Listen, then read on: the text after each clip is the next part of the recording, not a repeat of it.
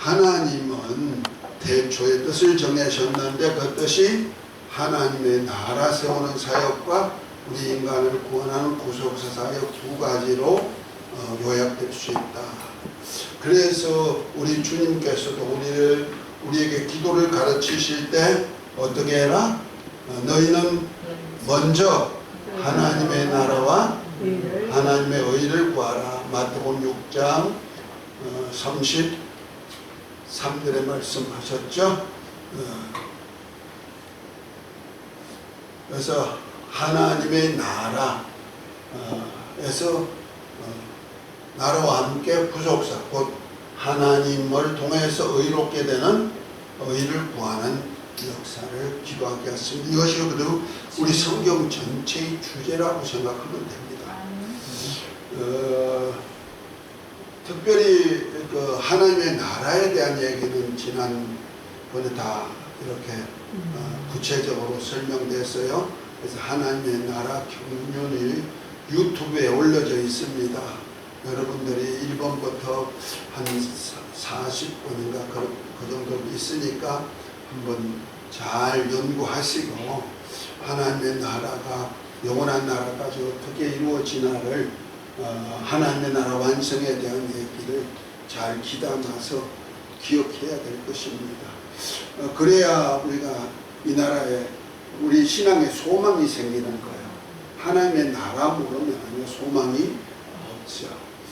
그 나라는 완성이 언제 되느냐? 이 세상이 끝나고 없어지고 난 다음에 다 모두가 무슨 몸을 입고 부활체를 입고 나오는데 어떤 사람은 영생의 부활로, 어떤 사람은 사망의 부활체를 입고 나와가지고 영생의 부활체를 입은 사람들은 하나님의 나라에서 영원히 살지만은 사망의 부활체를 입고 나온 사람은 둘째 사망, 불모세, 마귀와 함께 영원히 멸망당할 것을 성경에는 기록하고 있다는 사실입니다. 이 사역을 위해서 주님께서 이 땅에 오셨고 그 다음에 오셔서 마귀의 일을 멸하는 사역과 함께 인간 구원하는 구원 사역을 이렇게 이룹니다. 그래서 구속사에는 두 가지 큰 주제가 있다고 그랬어요. 첫 번째 구속사의 첫 번째 주제는 마귀의 일을 멸하는 일, 마귀 진멸에 관한 것이다. 그래서 요한일서 3장 8절에 보면은 하나님의 아들이 나타나신 것은 마귀의 일을 멸하려 하십니다. 마귀와 함께 마귀가 저지르는 모든 일을 멸하는 일을 하시는 이를 위해서 하나님의 아들이 오셨다는 거예요. 그러니까 하나님의 아들이 오셨는데 그냥 오신 것이 아니고 뭐가 되어서 이렇게 인자가 되어서 태초에는 하나님 보좌에 계신 하나님 아버지와 함께 말씀으로 함께 계셨던 그가 말씀이 육신이 되어서 이 땅에 오셨는데 이분을 인자라고 표현합니다. 그래서 예수님의 속성에는 성자와 인자 둘이 반드시 구분할 줄 알아야 된다 하고 말합니다. 그러니까 성자만 알아서도 안 되고 인자만 알아서도 안 되고 성자와 인자를 같이 알아야 돼. 이것을 갖다가 예수 그리스도라고 한다.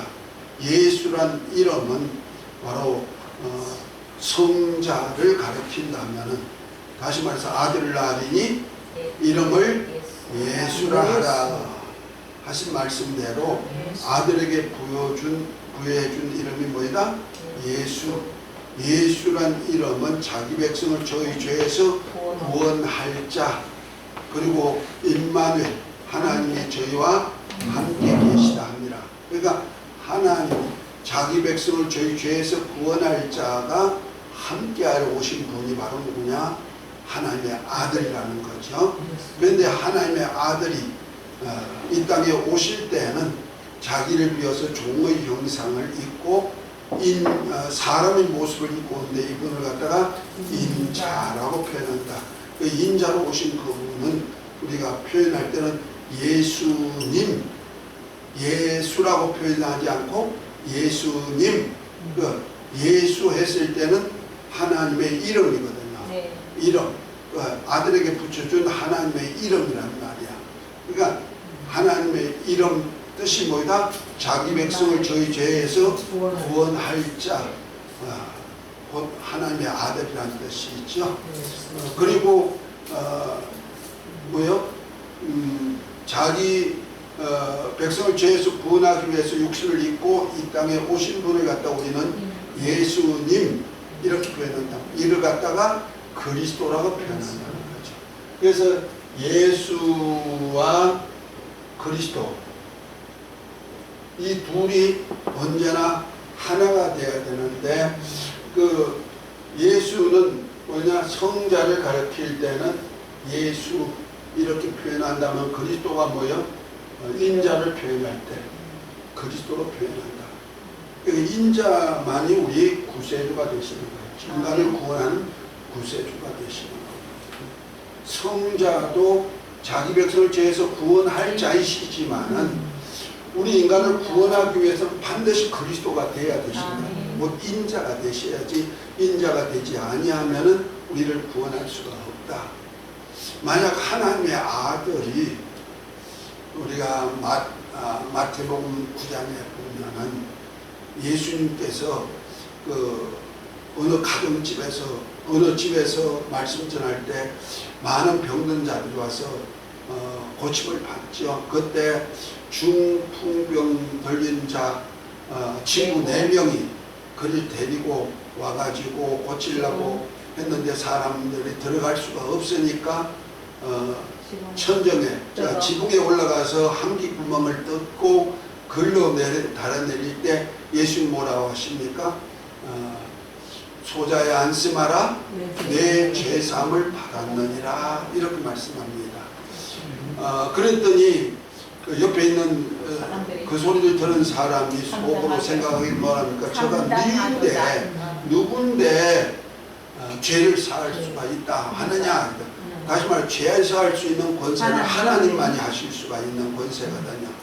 그런데 저가 누군데 저렇게 할 수 있느냐 하는데 예수님 뭐랍니까? 내가 세상에서도 죄 사할 수 있는 권세가 있는 줄 너희가 알게 하노니 침상을 들고 가라는 말과 너가 죄사함을 받았다는 말이 어느 것이 쉽겠느냐 하고 묻습니다. 어느 말이 더 쉬워요? 죄 사해져서 하는 말이 쉽겠어요? 침상을 들고 걸어가라 하는 말이 쉽겠어요? 예수님은 그렇지만 그 어떻게 왜 죄 사했다는 말이 쉬워? 심장이 무거워서 침대가 무거우니까. 침대가 무거우니까. 죄 사했다는 말은 말만 하면 죄는 안 보이니까 눈에 안 보이잖아요. 영적인 것이니까 그냥 죄 사해져서 하면 되는데 침상을 들고 걸어가라 했다면 이 사람은 벌써 아파가지고 누워있는 사람이라고요. 누워서 스스로 할 수가 없고 친구 4명에 들려와서 할 정도면은 이건 중병 환자인데 이런 침상을 들고 걸어가라? 이건 현실 속에서 나타내야 된다. 그렇죠? 그럼 어느 것이 말이 쉽겠어요? 제사함은 낫지만 죄사함 받았다는 말이 훨씬 쉽죠. 그는 자기들이 알니까 제사했는지 안 했는지 보이지 않잖아. 그런데 주님 뭐랍니까? 내가 세상에도 제사할 수 있는 권세가 있는 줄 알게 했다면 뭐랍니까? 침상을 들고 집으로 가라 그랬어. 그랬더니 그 환자가 그냥 병성에서 일어나가지고 자기가 묵었던 침상 들고 간다 이 말이야. 이 얘기가 뭡니까? 예수님은 이 땅에서도 제사할 수 있는 권세가 있으신 분이라는 말이에요. 그러니까 뭐야? 성자. 자기 백성을 죄에서 구원할 자이기 때문에 이분이 바로 성자로서 사역하시는 거예요. 그런데 그리스도가 되신 이유가 뭐냐? 이제는 이 죄를 사했단 말 가지고 안 된다는 거예요. 이제는 인간이 어떤 특정한 사람이 아니고 아담 안에 있어 모든 사람의 죄를 없이 하시려니까 뭐 해야 되느냐? 아담의 죄를 대속할 수가 있는 은혜가 있어야 된다.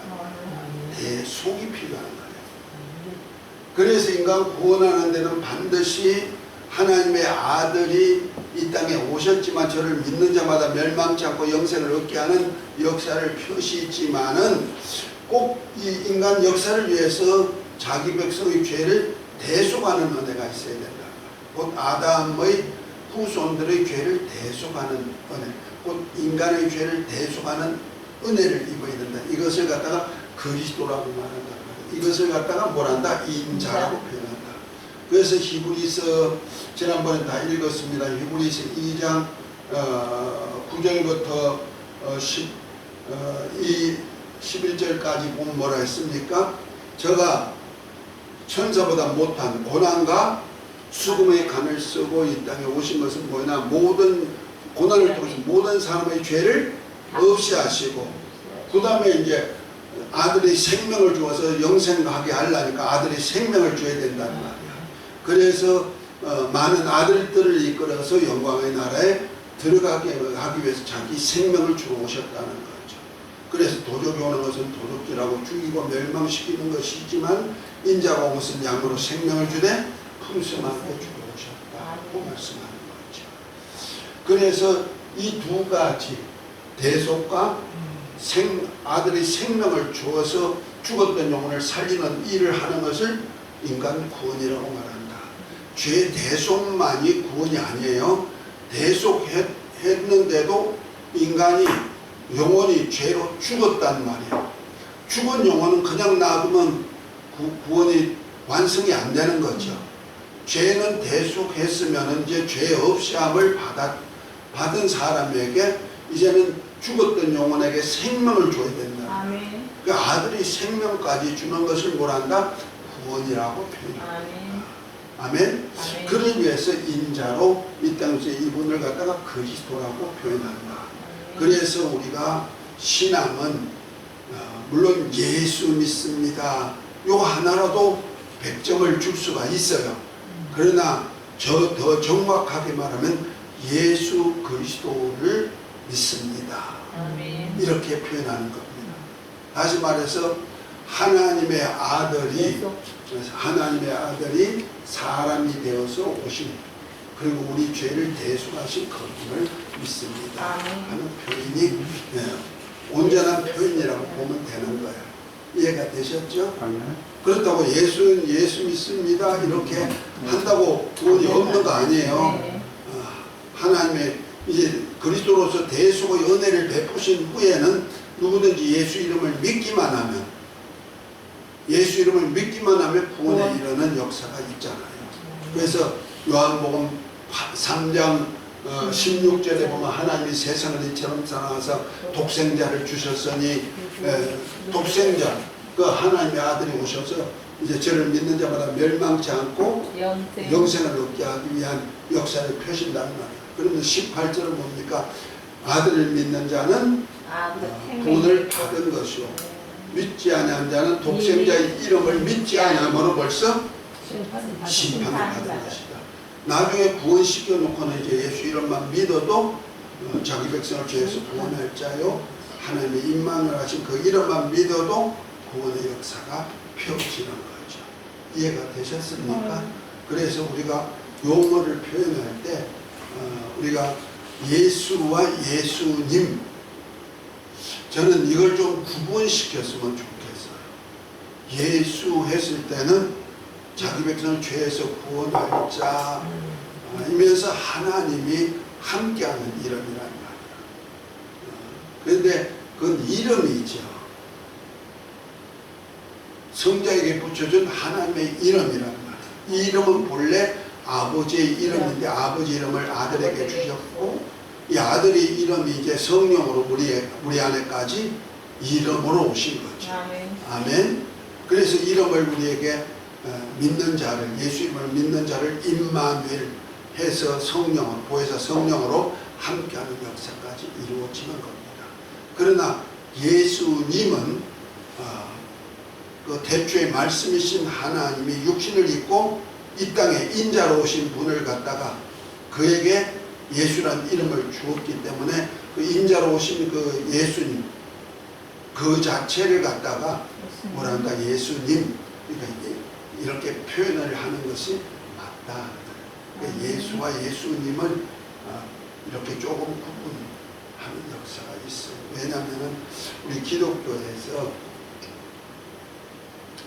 그 하나님 하면 아버지로 알고 계시죠.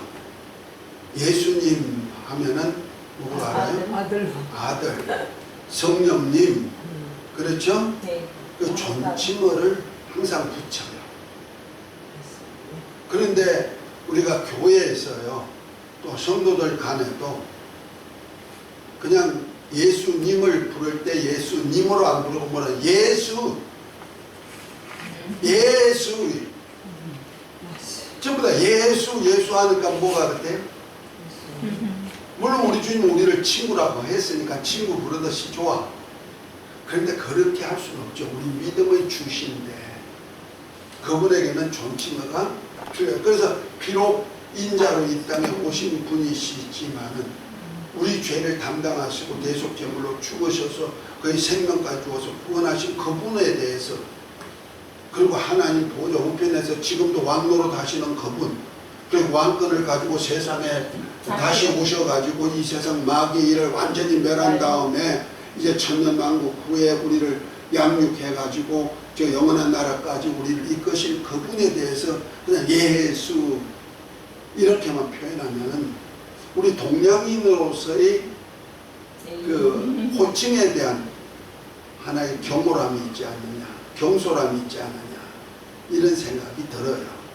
그래서 내가 좀 고지식한지 몰라도 우리가 찬송 부를 때도 예수 하지 말고 예수님 이렇게 님자를 붙여주는 것이 좀 좋지 않겠는가.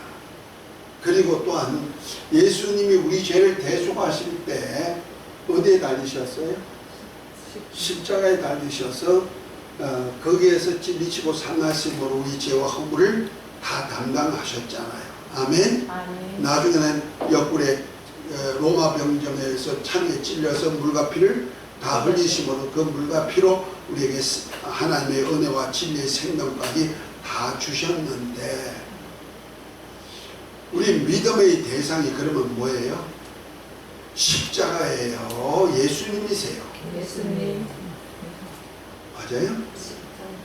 그런데 십자가 나의 죄 사는데 대속했다고 십자가만 내 찬양을 해. 우리가 찬송할 때요, 내가 아까 얘기했지만 고지식 한 면이 나도 있어. 왜냐면 십자가에는요 달린 사람들이 누구냐면 죄인이 달리는 거예요.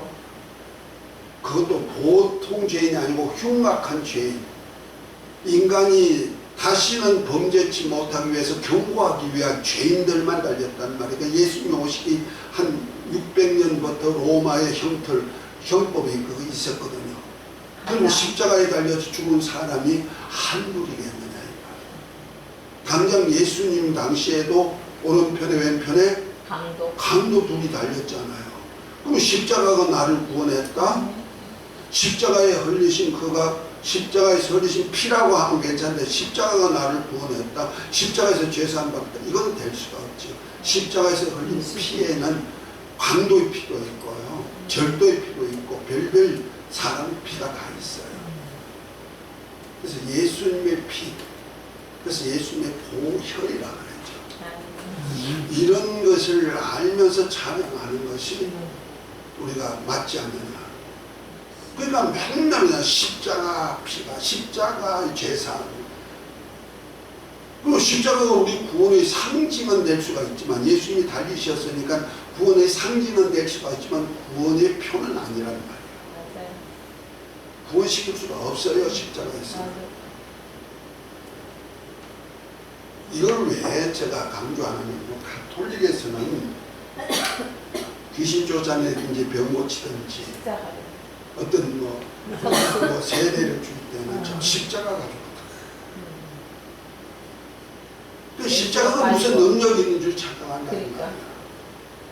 예수는 빠지고. 그러니까 전부 다 미신화되는 거야. 마치 모세가 뱀을 장대에 달았단 말이야. 녹뱀. 녹뱀을. 아마 모세가 만든 녹뱀이 장대. 그것이 지금까지 있다면 또 그게 그거 다 우상이 됐을 네. 거예요. 더더군다나 예수님께서 입으셨던 옷이 세마포가 지금도 있었다면 어떻게 될까? 서로.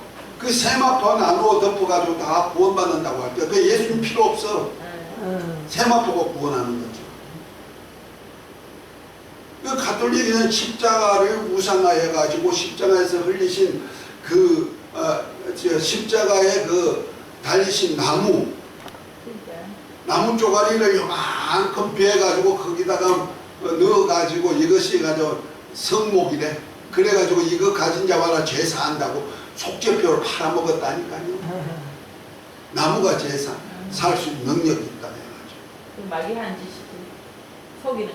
그러니까 예수님은 이 땅에 계셨을 때 글씨 하나도 안 남겨놓으셨다. 맞아. 그림도 하나 안 남겨놓으셨다. 우상 됐다. 왜? 그림 남겨놓으면 우상이 될 수가 있으니까. 글씨 남겨놨다. 그랬으면 그 글씨가 참 유명한 값이 나갈 거예요. 전혀 없잖아. 항상 안 되지만. 그것은 어떤 것을 믿음의 대상을 그런 데 두지 않고 그저 제자들에게 예수님을 보여주셨고 예수님 하신 일을 알게 하셨고 그것을 안 제자들로 성령이 임하게 해가지고 이 구속사를 완전히 깨닫게 한 다음에 증거하는 말씀 하나 가지고 그 사복음서의 말씀 가지고 우리 구세주인 것을 확증시켰다는 거 아니에요. 그러니까 제자들이 그냥 자기들이 아는 지식, 자기들이 아는 범위 내에서만 말씀하는 것이 아니고 예수님께서 배웠지만 그것도 확신할 수 있도록 성령이 임하셔야만이 권능과 함께 예수님의 증인이 되도록 만들었다는 사실입니다. 예수님을 증거하는 분은 보혜사 성령밖에 없어요. 아멘. 그것이 우리 예수님이 죽으실 때 십자가 사건은요, 사람들이 예수님을 아주 십자가를 통해서 우리를 구원한다고 믿는 사람이 없었어요. 그 피가 우리 죄를 산다는 그러한 확실한 증거를 가진 사람도 없었어요. 다만 제자들에게 성찬식을 통해서 내 살을 먹어라, 내 피를 마셔라. 이건 약속한 피다. 또 생명에 이르는 피다. 마태복음은 약속한 피다. 구약의 약속의 피죠. 그리고 누가복음에는 생명의 피다.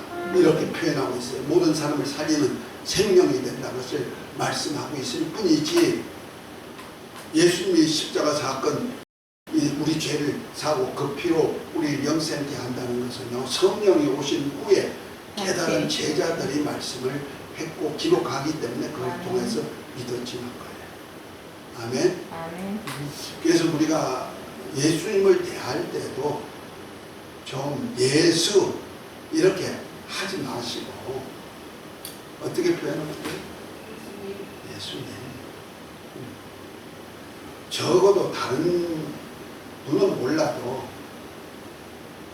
뭐 대통령 하면 대통령 자체는 존칭어잖아요. 그래서 대통령님 붙일 건 없어요. 그죠? 그런데 선생도 님자 붙이는데 우리가 어떻게 우리 구원주 예수 그리스도를 갖다가 예수님이라고 표현합니다. 그건 뭐 나쁜 일로 쓰였듯이. 그런데 맨날 그냥 목사님들도 그냥 강단에서 예수가 무엇이고 예수가 이건 어떤 때 보면 불경제와 비슷한 그런 마음도 들 수가 있어요. 물론 예수 이름을 말할 때는 삼위 하나님 전체가 다 들어가니까 그건 괜찮아요. 그러나 단수로서 호칭할 때 예수님은 반드시 붙여야 한다. 그러니까 하나님을 붙이듯이 성령님을 붙이듯이 그러한 붙임도 있어야 되겠다 하는 얘기. 여기까지 가면 왜냐면 하도 우리 그리스도인들이 무시를 많이 당해다 보니까 그냥 예수님이 무시하니까 예수님에 대해서 무시하니까 세상 사람들이 그리스도인을 무시하는 겁니다. 보세요. 자식이 부모님을 존중해. 엄마 아버지를 존중해. 그러면 옆에 친구가 내 엄마 아버지를 어떻게 해야 할까? 존중해요. 근데 자식이 내가 엄마 아버지를 무시해. 내 친구들도 보기를 무시할 존재로 보한다는 말이에요. 똑같은 거예요. 기독교에서 하나님의 자녀가 된 저와 여러분들이 예수님에 대해서, 하나님에 대해서 존귀함이 없기 때문에, 존귀하게 생각하는 그것이 없고 그냥 친구 대하듯이, 어떤 면은 친구보다 더 못하게 내 종처럼 취급하지 않습니까? 어렵고 힘든 일이 있으면 다 예수님이 다 불러가지고 그건 뭐 해주세요, 뭐 해주세요. 전부 다 종처럼 부르려고 하잖아요. 누구 종이요? 내 종처럼 부르려고 그러잖아요. 물론 우리 위급할 때 도움을 구할 수가 있어요. 우리를 구원하러 오신 분이니까. 그러나 그렇다고 내가 문제가 생길 때마다 예수님을 내가 할 도리도 안 하고 그분을 존중히 여기지도 아니하고 그 이름을 함부로 부르고 그 이름 가지고 뭐 해주세요 해주세요 뭐요 종 취급하고 있잖아요. 그러니까 불신자들도 믿는 사람이 그렇게 예수님에 대하고 하나님께 대하니까 불신자들도 하나님을 우습게 보이고 예수 그리스도를 우습게 생각하는 거거든요. 그것이 기독교 핍박으로 오고 기독교 무시당하는 이유가 거기 있잖아요. 그러니까 제가 어릴 때만 해도 우리 목사님 굉장히 존경했어요. 목사님 보면 꼭 예수님 보듯이 했어요. 그래서 제가 어릴 때는요, 우리 소변 보는 데가 있어, 남자들은. 여자들은 다 화장실이 있지만은, 남자들 보는 소변대는요, 길어. 이렇게 푹 파가지고 이렇게 길게 놔서 소변 보면은 이렇게 쭉 흘러가요. 한 군데는. 전부 다 푸세식이니까. 요즘같이 수세식이 아니고. 그러니까 소변을 보는데 누가 와서 옆에 딱 소변 보더라고요. 보니까 목사님이셔. 근데 내가 어릴 때 생각에 목사님도 소변 보네. 그런 생각하고 목사님도 애기 넣네. 그런 생각했다니까요. 그만큼 정말 신성화시킨 것이 목사님이셨어요. 그래서 목사님에 대해서 신용이 있었다는 거예요, 사회가. 왜? 성도들이 그렇게 봤기 때문에. 그런데 나중에 보니까 목사가 신용이 떨어져 가지고요, 대출도 안 해줍니다. 신용대출로 담보대출을 받는데도 목사 이름 가지고 대출 받으니까 안 해준대요. 왜? 사례비가 없으니까. 보급을 못하니까. 이 정도로 이제는 아주 신세가 세상으로 보면 아주 버림받은 자와 똑같이 취급하는 거예요. 그건 뭔지 아십니까? 목사 자체가 하나님께 대한 존중함이 희박해졌다. 그러니까 똑같이 무시하는 거죠. 그래서 우리 그리스도인들은요, 이 마귀 진멸뿐 아니고 인간 구원하신 그분, 나를 구원하신 그분에 대해서 좀 존중할 줄 알아야 됩니다. 그 모든 사역을 더군다나 하나님 아버지가 다스리는 나라에까지 우리 이끌어가는 주님이신데 우리가 얼마나 존귀한 장례들을 해야 되겠는가 하는 거예요. 할렐루야. 우리 성도님들은 다 우리 주님을 존귀 여기는 그런 역사가 있어야 될 것입니다. 이것이 바로 말라기야. 그것이 바로 레이기야. 레이기가 바로 우리 죄에 대한 문제, 거룩함에 대한 얘기잖아요. 우리 구약에 모세가 쓴 성경이 몇 가지가 있어요? 집사님 몇 가지가 있어요? 모세가 쓴 성경 5경. 그러니까 창세기, 출애굽기, 레위기, 민수기, 신명기. 그 가장 가운데 중심이 레위기요. 근데 레위기 읽어보면 재미가 있어요? 진짜 재미없죠. 그런데 모세 5경의 가장 핵심적인 성경이 뭐냐면 제사. 레위기예요. 맞아요. 레위기야. 그 레위기의 아주 핵심을 갖다가 말한 것이 히브리서예요. 그래서 히브리서의 사복음서를 제외하고 서신서 중에서 가장 중심 서신이 뭐냐면 히브리서예요. 그거 바로 레위기거든요. 그래서 레위기를 또한 그 가장 또 선지자들로 레위기를 가장 확실하게 얘기하는 선지자가 또 말라기 선지자거든요. 결과적으로 구약의 결론 마지막이 말라기거든요. 그 말라기가 뭐예요? 내 이름을 멸시하는 제사장들아 하면서 제사장들의 얘기, 곧 거룩하게 하는 레위기 역사를 이루지 않았다는 거예요. 그래서 그 신앙의 중심이 바로 레위기고 구약의 마지막 결론까지가 뭐냐면 레위기로 정착이 되어 있다는 거예요. 그걸 레위기. 그렇다고 우리가 레위기의 완성이 바로 예수 그리스도라고 히브리서는 분명히 얘기하잖아요. 그가 주신 오신 분이 바로 말씀이 육신이 되어서 우리 가운데 오셔서 우리 인간의 구원을 위해서 대속제물이 되어주시고 영원한 생명이 되어주십니다. 그래서 예수님을 믿습니다. 예수님 나와 함께 해주세요 하면은 이제 예수님께서 우리 죄를 대속할 뿐만 아니라 함께하여서 영원한 생명까지 이르게 하는 역사가 있는 겁니다. 아멘. 그런 차원에서 좀 우리가 조금 신앙을 조금 가다듬어야 되지 않겠는가. 지금 유교 사상이 아니고 정말 그리스도인으로서의 신앙 사상이 되어지지 않겠는가 하는 얘기입니다. 특별히 오늘은 언약시대 마지막인데 지난 시간에는 죄에 대해서 다 얘기해서 오늘도 죄에 대한 얘기인데요. 예수님이 죄를 대속함으로 인해서 우리는 이제 어떻게 됐다? 다시는 제사가 할 필요가 없이 이제 거룩하게 됐단 말이에요. 아멘. 이 십자가 사건을 통해서 예수님이 우리 죄를 담당하시고 죽으시고 이제 우리 죄는 누구한테 전가되고 예수님께 전가되고 이제 내 죄는 없어. 거룩해졌어. 이제 다른 제사 드릴 수가 필요가 없는 완전한 제사를 드려야 된다는 거예요. 아멘. 그러므로 내 죄는 없는 자가 되는 거예요. 다시 말해서 아담이 범죄하기 전의 상태 보다 더 정확한 상태의 사람으로 됐다는 거죠. 그러니까 아담이 선악과를 먹기 전의 상태, 그냥 산 영으로서 존재할 때 이제 두 가지 이제 의무가 들어가죠. 그러니까 우리 하나님이 인간을 만드실 때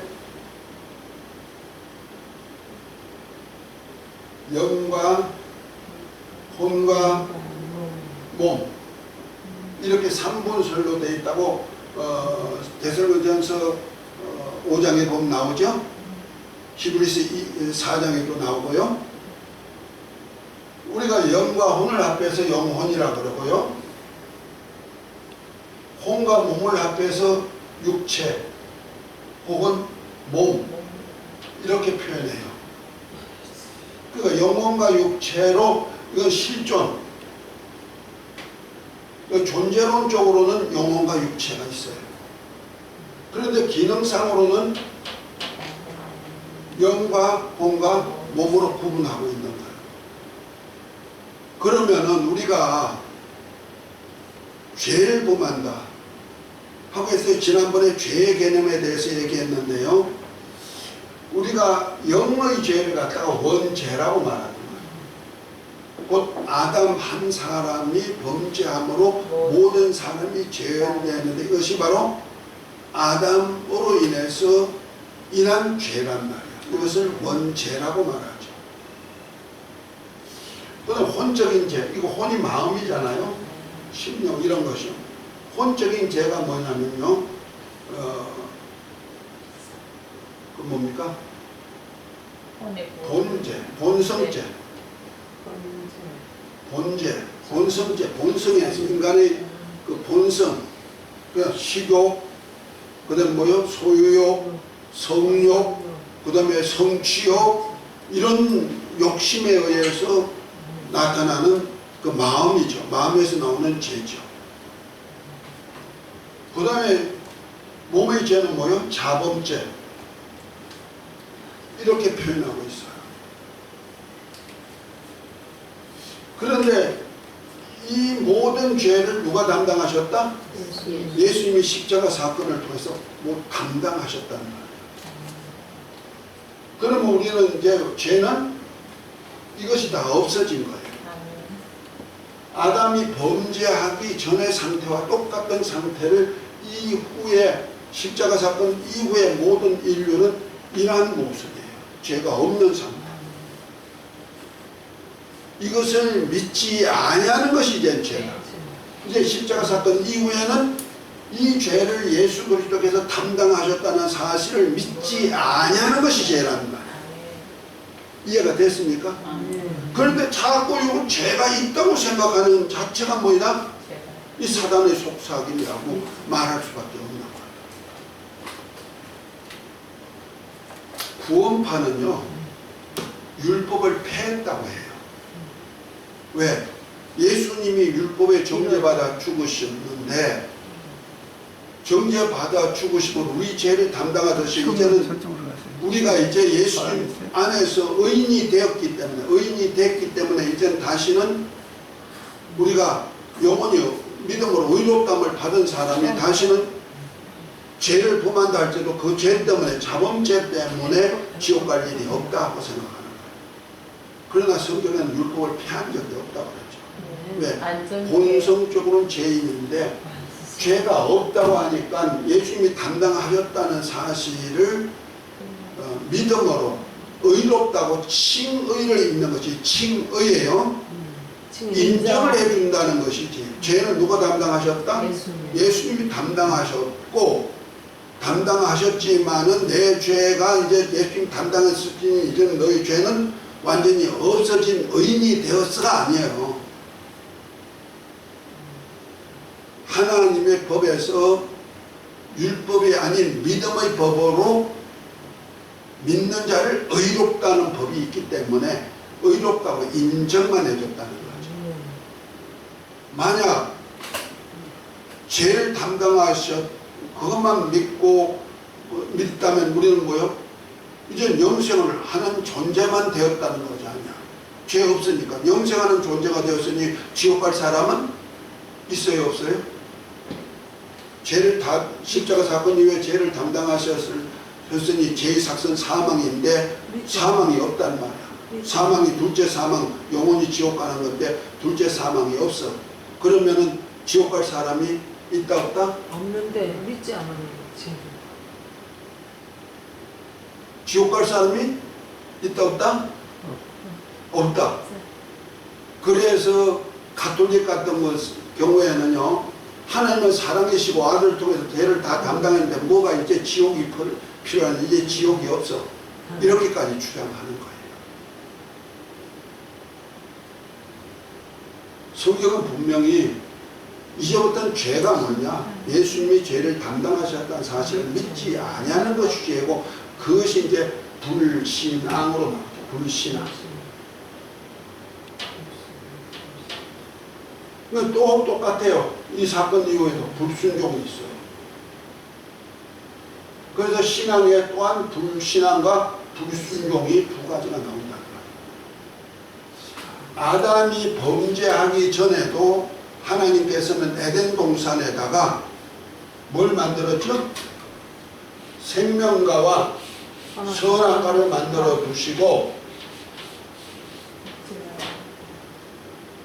아담에게요, 생명과까지는 뭐라? 먹어라. 선악과는 먹지 말라.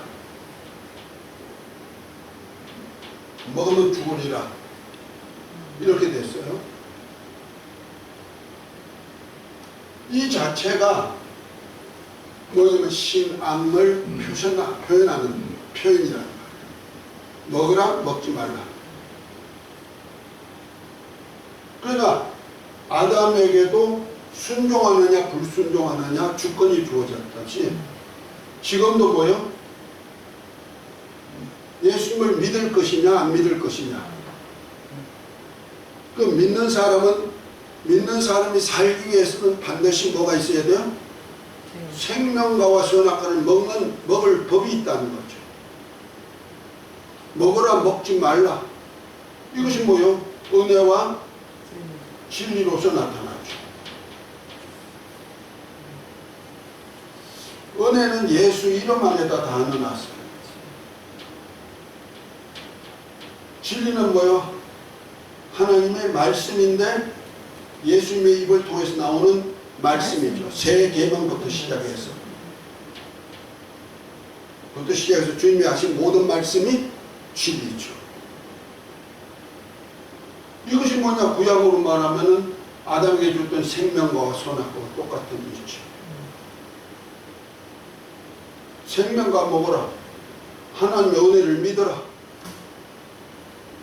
선악과 먹지 말라. 진리의 말씀대로 살아라. 살지 않으면 뭐한다? 죽는다. 알려주는 거죠.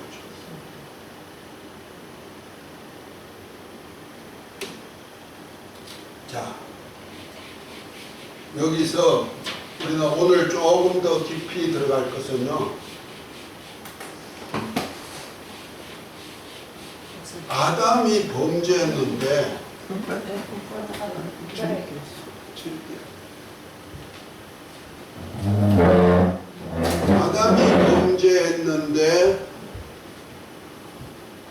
그 죄가 우리 모든 인류하고 무슨 관계가 됩니까? 어떻게 모든 사람이 죄인이 되느냐. 이것이 문제로다. 엄마가 죄 짓는데 딸이 같은 죄인이 될 수가 있을까? 아니죠.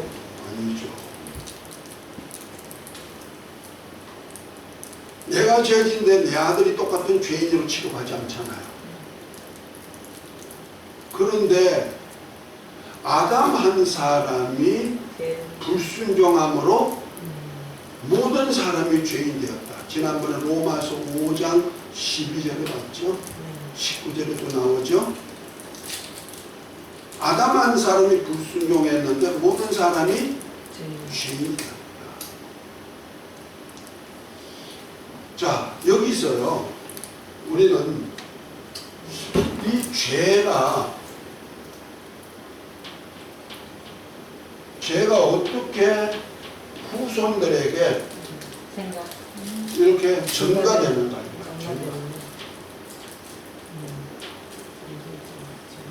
이거 참 무지수가 아니에요? 그래서 신학자들이 이 죄의 전가에 대해서 많은 논쟁이 있었어요.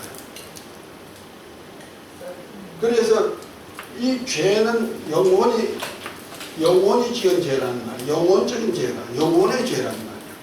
육체가 죄를 범했는데, 지난번에 얘기했죠? 육체의 주인이 누구다? 영혼이기 때문에 영원히 책임지는 거예요. 그 영적인 죄, 영원히 죄인이란 말이에요. 그래서 한 사람 아담이 영원히 그 후손의 영혼으로 유전되어 오면서 죄가 전가된 거예요. 그런데 이 죄 영혼이 어떻게 해서 후손에게까지 전가되느냐. 그걸 놓고 영혼 창조설, 영혼 선제설, 세 가지 큰 신학적인 주제가 있어요. 이걸 잘 알아야 돼요. 왜냐하면 신학적으로 굉장히 논쟁되는 문제예요.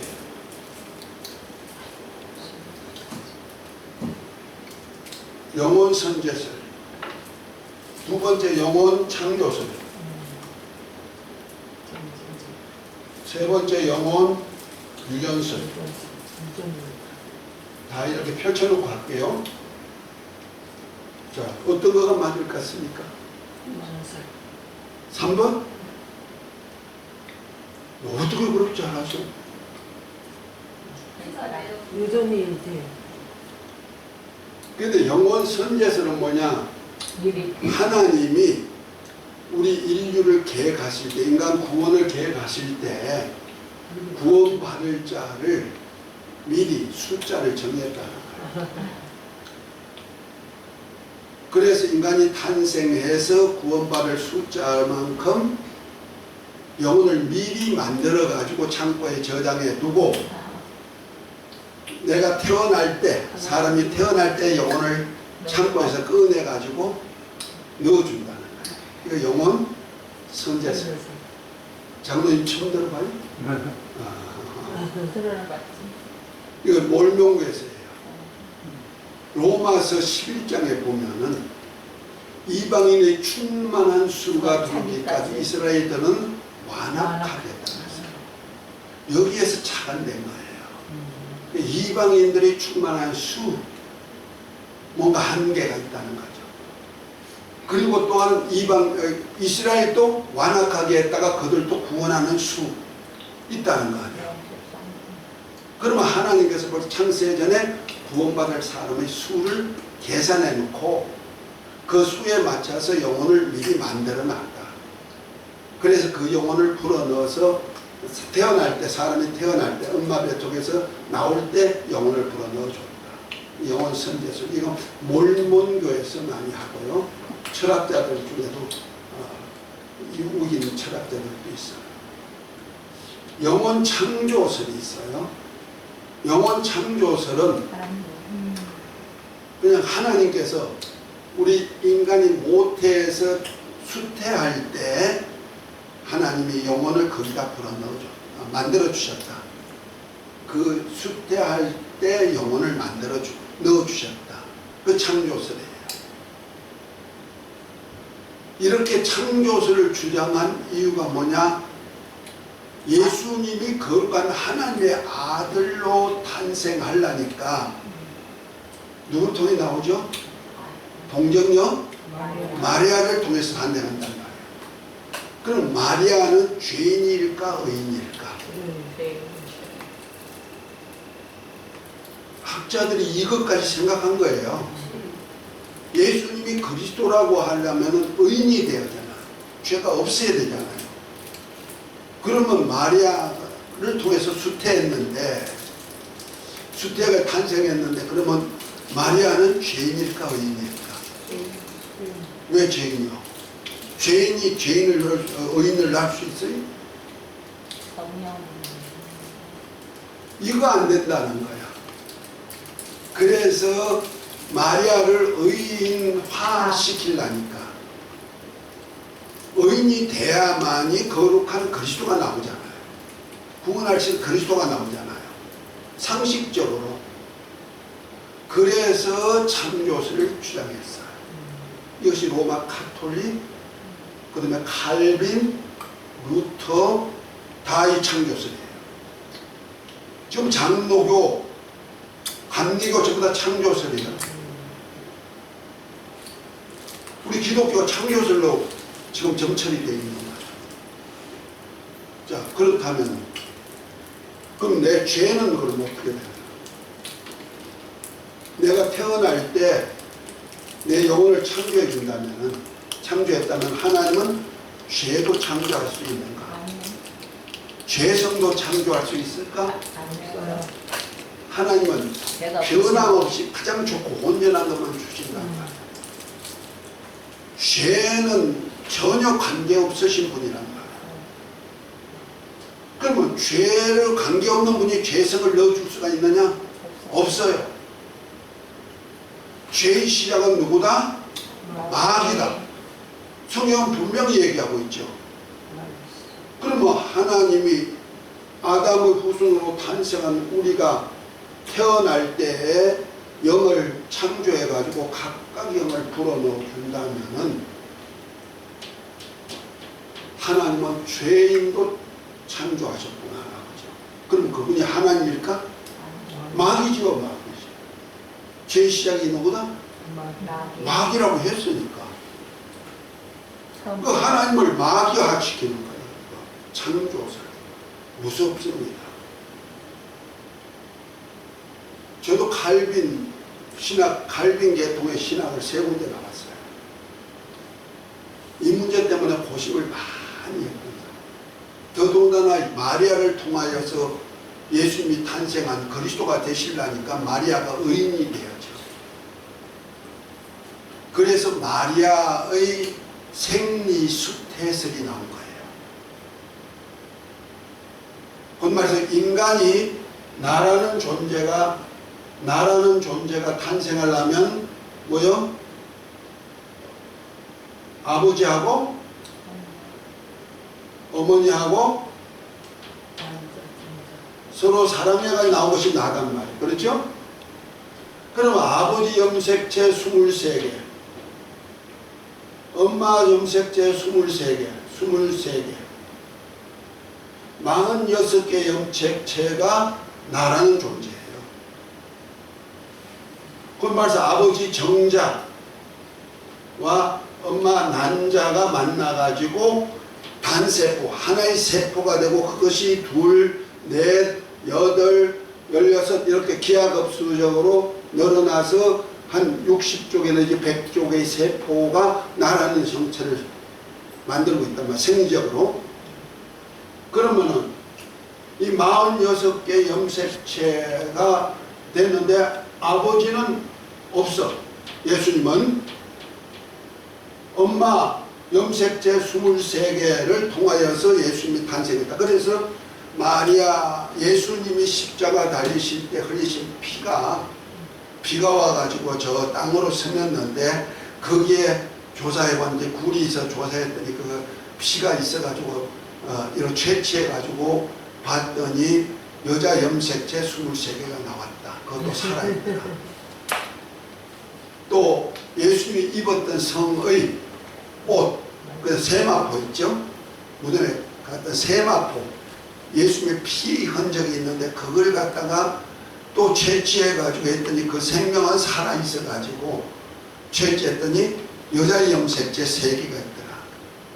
23개가 있더라. 그리고 그리스도의 염색체는 없다. 그러니까 그리스도는 하나님이니까 염색체가 없지 육체가 없으니까. 그래서 아니 그리스도의 피다 이렇게 했어요. 그러면 과연 예수님이 마리아의 난자에 수태해가지고 탄생했을까?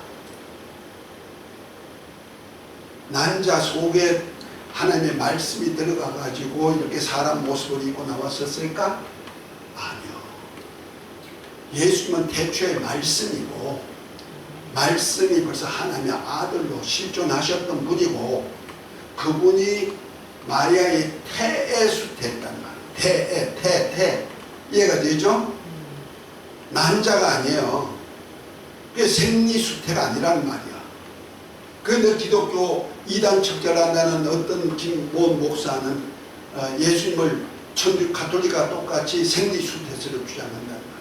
그러다 보니까 가톨릭에서는 마리아를 성화시키다 보니까 성모, 우리도 성모라고 말하죠. 왜? 예수님을 낳은 어머니니까. 성모라 말하지만 가톨릭에서 말하는 성모는요 하나님 어머니예요. 예수님이 하나님이시고 하나님을 낳은 어머니란 말이야. 그러니까 아버지 하나님과 아버지 어머니 하나님이 있다는 거예요. 그래서 마리아를 갖다 어머니 하는 그러한 종교가 나올 정도가 되어버렸다는 거예요.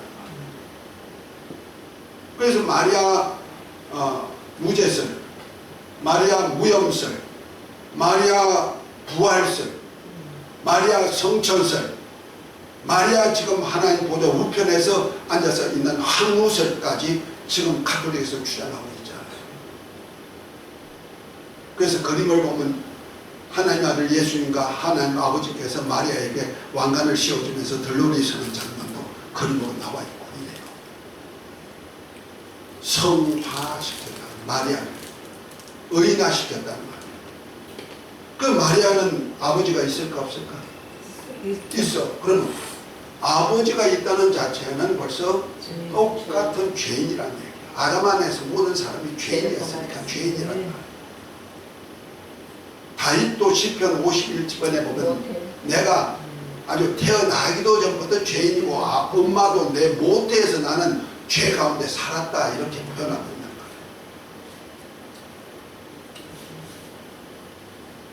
다윗도 인이 아니듯이 이 창조설은 비록 가톨릭에서 얘기하고 있고 장로교 창시자 칼빈이 얘기하고 또 다른 종교 루터 또 다 주장하지만은 이건 안 돼요. 이렇게 되면 하나님이 죄를 창조했다는 것이 되는 거예요. 그러면 죄를 만들어 가지고 다 죄인 되고 예수님이 죄를 담당시키고 그래서 예수님이 죄를 담당했으니 예수 믿어라. 그리고 하나님 아버지의 은혜 가운데 감사 찬양해라. 그런 뭐요? 놀부지요. 죄도 주고 그리스도도 보내주고 구원세께서는 이제부터 찬양하고 경배하고 감사해라. 박씨 하나 얻으려고 제비다리 꺾어놓고 치료해주고 그걸 통해서 또 영광 받으려 했던 놀부신 거 아니에요? 하나님을 놀부 만들면 안 되죠. 하나님은 죄를 알지도 못하는 거예요. 죄를 줄 수 있는 분도 아니란 말이에요. 그러니까 우리가 그냥 어느 교단인데 조화가 아니야. 이 신학에 들어가면요, 이런 아주 중대한 문제들이 막 걸려 나온다는 거야. 이것 때문에 논쟁이 되어지는 거야. 그런데 결국 가서는 뭐요? 죄의 유전설밖에 없는 거야. 곧 한 사람이 죄를 범함으로 모든 사람이 뭐가 됐다? 죄인이 되는데 한 사람, 다시 한번 로마서 5장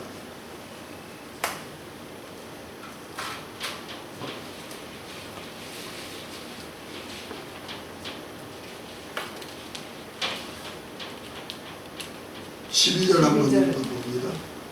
그러므로 한 사람이 말미암아 죄가 세상에 들어오고 죄로 말미암아 사망이 들어왔나니 이와 같이 모든 사람이 죄를 지었으므로 사망이 모든 사람에게 이르렀느니라. 자, 아멘이니까 죄가 몇 사람으로 들어왔다? 한 사람. 그 다음에 19절 한번 읽어봅니다. 한 사람이 순종하지 아니하므로 많은 사람이 죄인된 것 같이 한 사람이 순종하심으로 많은 사람이 의인이 되리라. 그러니까 한 사람이 순종치 않았다니까 아담이죠. 첫사람 아담. 한 사람이 순종함으로 예수 그리스도를 얘기하고 있는 거예요. 그러면 한 사람이 순종치 아니했다. 불순종이죠.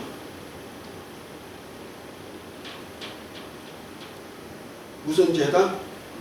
불순종죄라는 거예요. 자, 여기서요, 우리 그 죄에 대해서는 크게 불신앙죄 있고 불순종죄가 있다고 했어요.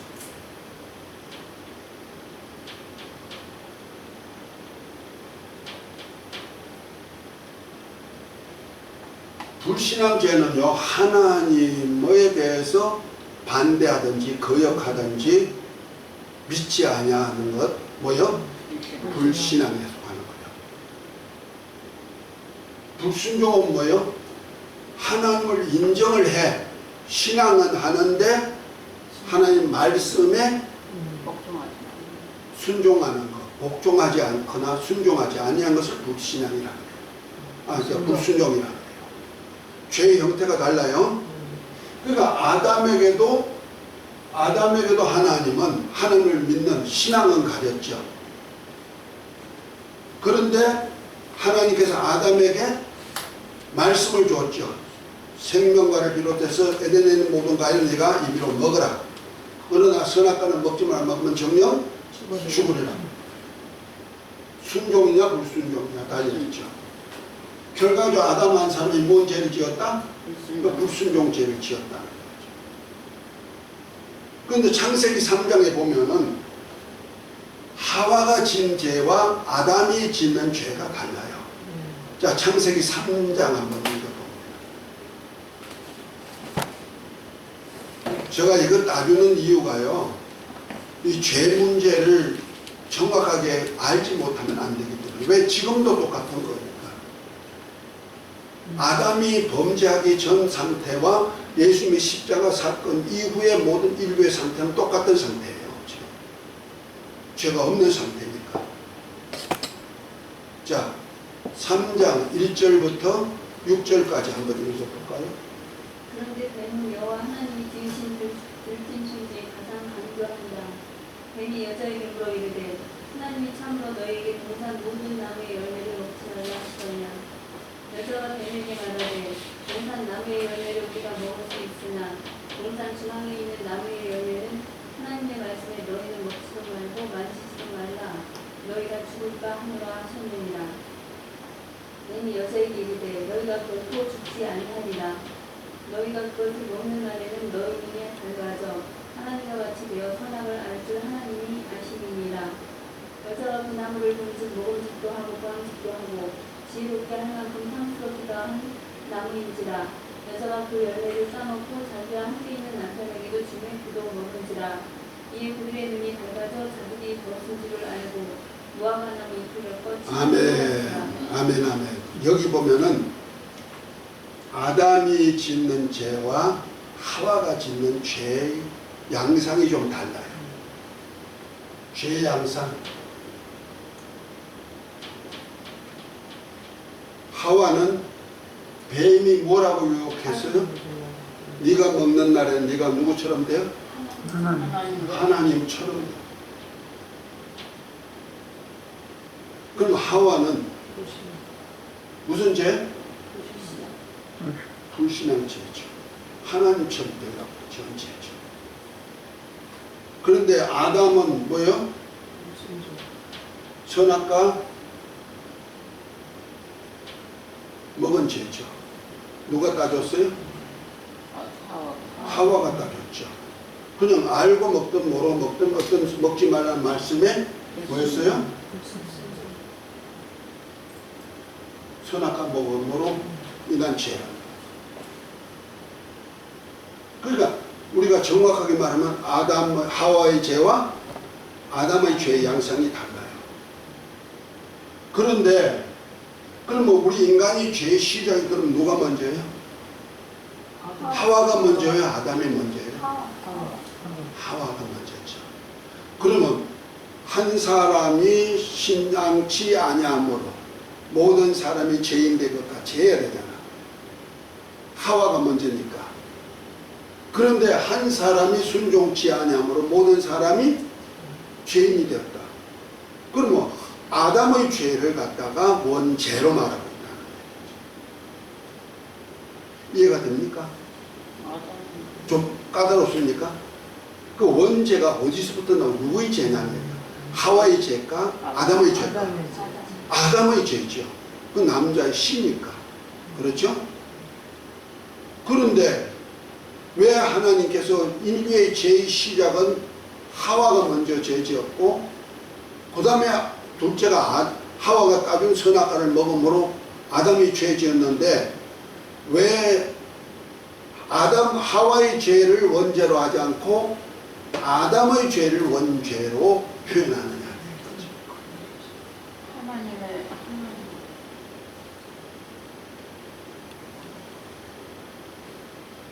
왜 그랬을까? 이거 생각해 보셨어요? 아담으로부터 이루어. 네? 말씀이 아담으로부터 선포됐죠. 아담으로부터 나왔기 때문에 그렇다. 그것도 있을 수가 있겠네요. 또, 자, 죄는 무엇과 관계된다? 하나님. 육체와 관계된다? 영혼과 관계된다?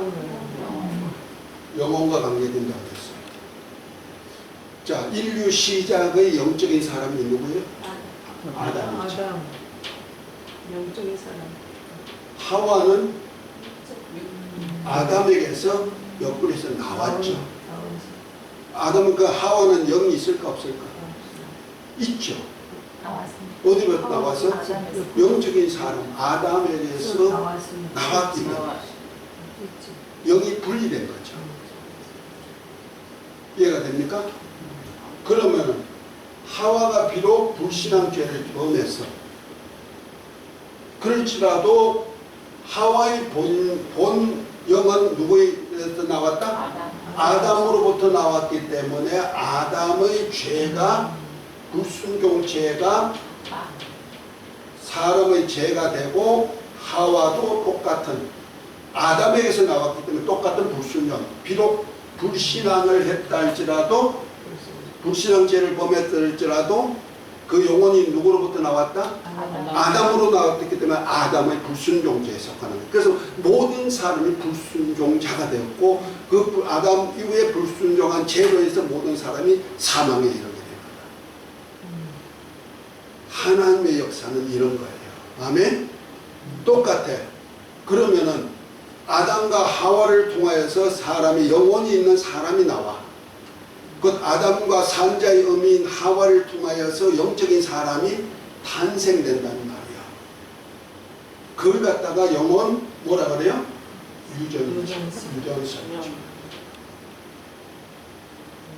생물학적 유전을 할 때 우리 육체는 생물학적 유전으로 탄생하는 거예요. 아버지 염색체, 엄마 염색체 46개가 만나서 나라는 존재가 이렇게 탄생하는 거예요. 아멘입니까? 유전이죠. 그래서 DNA가 다 엄마 아버지 DNA를 가지고 탄생하는 거예요. 유전이라고 그러죠. 유전자. 똑같아요. 그러면 영적 유전자도 있단 말이에요. 그럼 영적 유전자는 엄마 아버지 영적 유전자가 탄생하느냐? 아니고 영적인 유전은 아버지로부터 나온다. 아버지가 씨가 되는 거예요. 엄마는 뭐예요? 영을 낳아줄 수 있는 밭이에요. 그것이 하와예요. 그래서 산자의 어미라는 거예요. 그러면 아담의 씨가 산자의 어미인 하와를 통해서 탄생해야 영적인 존재가 탄생하는 거예요. 그런데 그 영은 누구의 영이 탄생한다? 아담의 영이 유전되고 나오는 거예요. 탄생이 되는 거예요. 그래서 아담 안에서 한 영이 된다. 모든 인류가. 이해가 됐습니까? 그래서 아담 안에서 모든 인류가 한 영이 되기 때문에 마지막 아담 한 사람이 속죄로 인해서 모든 사람의 죄를 없애할 수 있는 역사를 이루는 거예요. 이것이 영혼 유전설이에요. 만약 영혼 유전설이 아니고 선제설이나 창조설이 되면 어떻게 되느냐? 그리스도와 대입시켜 보십시다. 하나님이 각각의 영을 창조하셨어. 미리 두었던 탄생할 때 영을 창조해 주었던 각각 창조하면 영이 각각의 영이 돼. 개체의 영이 돼. 그렇죠? 그러면 그 영적 존재가 죄를 범했을 때 그를 구원할 그리스도가 그럼 몇이 돼야 되겠느냐 하는 말이에요. 몇 명이 있어야 될까? 많은 그리스도가 나와야죠. 유일한 예수 그리스도 한 사람이 될 수는 없다는 거죠. 그래서 영혼 유전설이 돼야만이 오직 한 영, 아담 안에서 한 영을 탄생했기 때문에 한 사람 예수 그리스도로 말미암아 모든 사람을 죄 없이 하게 만들고 모든 사람을 의롭게 만들 수 있는 역사를 펼 수가 있는 거예요. 이해가 됐으면 아멘. 그 히브리서 2장 9절부터 14절까지 16절까지 쭉 하는 얘기가 바로 그 얘기예요. 이런 비밀 안에서 성경을 해석하자 이 말이에요. 구속사를. 그러니까 창조설을 얘기하는 그 종교단체에서는 뭐요? 그리스도가 여기도 있고 저기도 있고 다 종교에도 그리스도가 있고 다 얘기하잖아요. 그래서 구원이 다 모든 종교는 다 구원에 이르는 그 길이다고 말하잖아요. 길이 있다고 말하잖아요. 하나님께로 갈 수 있는 길은 유일하신 그리스도밖에 없어요. 믿으시면 아멘.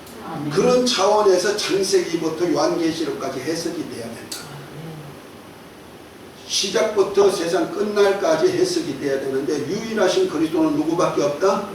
예수 그리스도 한 분밖에 없다. 아멘. 그래서 구약 때 창조부터 시작해가지고 언약시대, 신각시대, 제사시대, 율법시대 이때 사람들도 누구로 인해서 구원받는다? 예수 그리스도. 한 사람 예수 그리스도로 인해서 구원받고 의롭다함을 받는 거예요. 그 다음에 예수님이 오셔서 신약시대 복음 전하면서 하나님 나라 복음 전하고 은혜 복음 전하면서 십자가 사건 이후에 그 신약시대, 은혜시대, 환란시대, 천년시대부터 영원시대 사람까지는 그럼 누굴 통해서 구세주가 되냐? 누굴 통해서 구원받아요? 예수 그리스도. 예수님 통해서. 그리고 구약시대든 신약시대든 다 예수 그리스도로 말미암아 구원을 받을 수 있게 만들어요. 아멘. 그러나 창조설이나 선제설을 얘기하면 영원 창조설이나 선제설을 얘기하면은 구세주가 몇 명이 된다? 어마어마하게 많죠. 많은 그리스도, 많은 선자가 나와야죠. 성경 해석을 할 수 있는 길을 지금 얘기하고 있는. 그래서 성경을 볼 때 우리가 이런 점에서 주시해서 봐야 됩니다. 아멘. 오늘은 그래서 원죄의 신앙 양상을 이렇게 좀 더듬어 봤습니다. 자, 이런 차원에서 영원 유전설이 성경적이다. 비록 유명하신 우리 학자 칼빈도 있고 종교개혁자였던 루트도 있고 루트교의 창시자죠. 유명한 사람 가톨릭도 있고 다 있지만은 그들에게는 유일한 그리스도가 없다는 거예요. 그러나 우리 기독교에는 이것을 안다면 유일한 그리스도가 나올 수가 있다. 이것 아시고 신앙 성공하시기를 바랍니다. 주기도문하고 마칩니다.